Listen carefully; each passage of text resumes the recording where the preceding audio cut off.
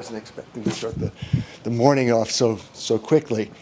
So in addition to, how would I phrase it? In addition to some of the business activities, a number of years ago, my mother got involved in something called the UN Women for Peace.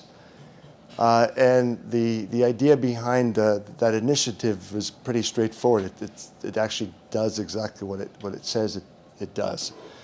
There's an organization of women who are very inclined to focus upon peace and sustainability around the world, and looking at how it is that women were treated in an umpteen number of different cultures. And after 8 years working on that initiative, she came to the conclusion that while large organizations are sustainable, that maybe there's more flexibility in starting something new, and thus she began this new initiative called the Peace Innovation Initiative. So with this idea, she went ahead and she created something called the Commission for Peace, identified a small entity called the University for Peace, which is based in Costa Rica.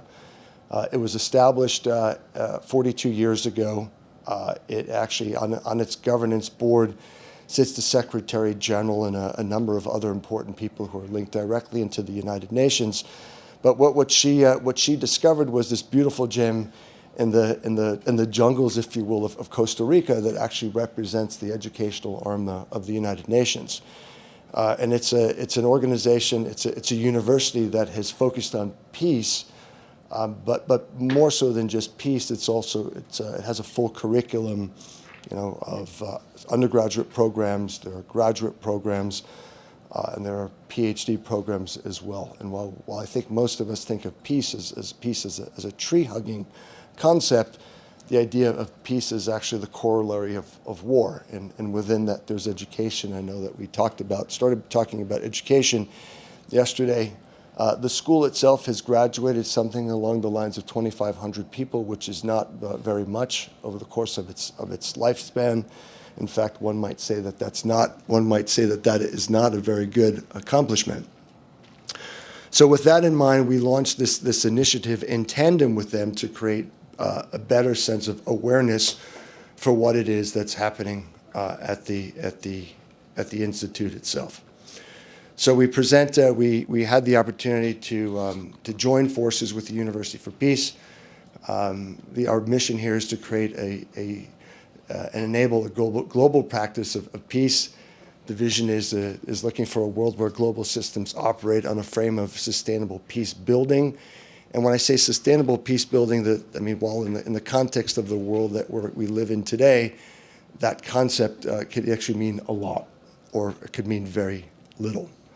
In the discussion that I had earlier today, while we talk about peace, the realities of war dictate the need for resolution of certain things in immediacy, and peace may be something that comes as a result at some point in the future.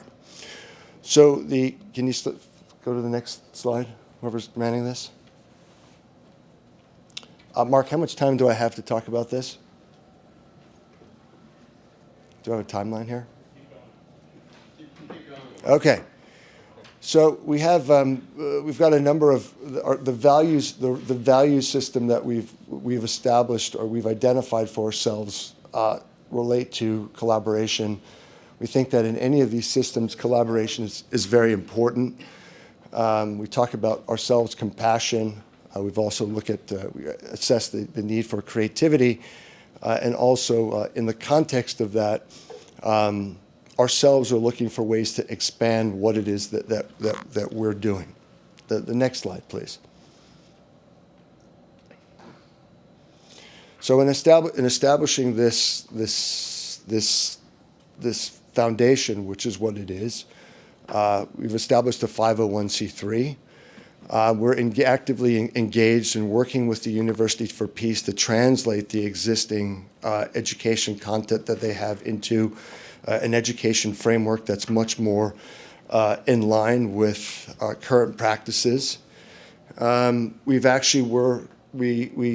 were then able to announce this initiative at the last General Assembly and received co-sponsorship from 126 countries around the world supporting the initiative. And we started this back in September of last year. So while we are a young, while we're a young organization, the ambition is to actually to look at education much more holistically. So I'm happy to take any questions and address any comments that you might have, Mark. Thank you. I found my other speakers. Oh, good.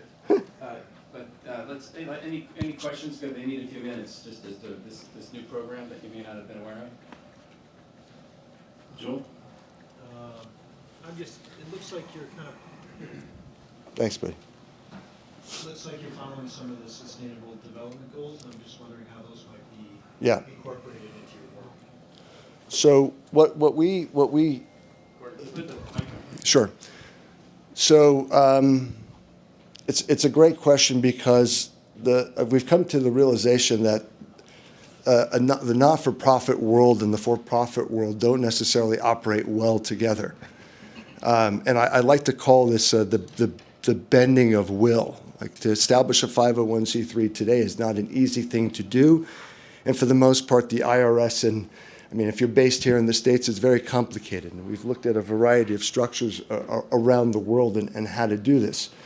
When we established this, the intent of it was to create a circular ecosystem. In other words, how is it that one goes ahead and actually takes the idea of actually doing good, while at the same time create sustainability for more specifically for a not-for-profit organization, which is very complicated.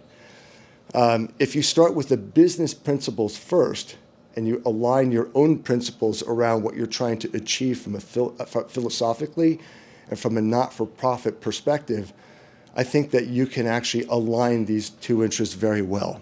And when I say that, I mean you have to design the system with that intent. So how can you actually create commercial outcomes that will also translate into betterment in the other part of the non-for-profit, and how to make it sustainable without the not-for-profit having to continually go out and try to raise money, which is what they all struggle with. So once we re-rigged that, and that was a costly undertaking, the fact of the matter is that you now have to look at what is the business model on one hand, and how is it that supports your not-for-profit interest on the other. So with that in mind, we're navigating down the pathway right now where we believe that, given the fact that the University for Peace is a unique organization, it has the ability to grant accreditation from a university perspective, which is very significant. The view is that we can design, or actually not the view, is that we're currently in the process of designing a coursework or curriculum, if you will, both 4-hour and 16-hour curriculum that we believe that we in turn could introduce into the corporate world. Right? Here's a framework for SDG and ESG. We're using the framework of the United Nations and the titular organization that's responsible for education in that construct. And the intent is to be able to introduce that into the corporate setting to begin with. So we've looked at this. I mean, it's the financial model of it is obviously is pretty straightforward. But at the same time, we're also looking at how it is that you build a modular approach to education. Now, I think that yesterday's comments that were made were very prescient, because at the end of the day, I mean, we haven't talked about family structures, and we haven't talked about accountability. But in the absence of accountability, the job of an educator is very, very difficult. Our starting point is looking at this from the construct of a commercial. Part of it's a commercial enterprise. How do you make that model work? But the intent is actually then for a percentage of whatever sales that are inure to benefit the not-for-profit, so that it in turn can actually do its work, and we can. I mean, I'm happy to talk more about that. But Mark is lurking. That's not a good word. Flirt.